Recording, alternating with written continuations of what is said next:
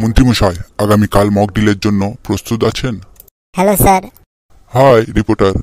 আশ্চর্যের বিষয়, আজ এত রাত পর্যন্ত অফিসে? এমন কিছু না, মক ডিলের প্রস্তুতি চলছে। ও হ্যাঁ, এই ব্যাপারে দেশের নাগরিকের কিছু প্রশ্ন ছিল। পেহেলগাঁও হামলার আজ 10 দিনের উপর হলো। আপনি বললেন বদলা নেব, কি হলো স্যার? এই দেশের মহিলাদের সিঁদুর কেটে নিল ওই সব জঙ্গিরা, আর আপনি শুধু মক ডিল করছেন?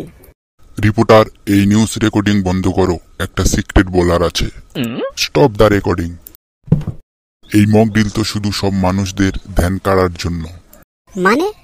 ওই সন্ত্রাসবাদীরা আমাদের দেশের মহিলাদের সিঁদুর কেটেছে, এখন ওরাও ওই অপারেশনে মরবে, অপারেশন সিন্দুরে। তার মানে? মানে এটাই, যখন পুরো দেশ মক ডিল ভেবে শান্তিতে শুয়ে থাকবে, তখন এয়ার স্ট্রাইক হবে। কেউ কিছুতেই কিছু বুঝতে পারবে না। ওরা আমাদের বোন বেটিদের সিঁদুর কেটেছে, আমরা ওদের থেকে ওদের বডি কেড়ে নেব। স্যার, অপারেশন সিঁদুর ready to launch. Mission start now.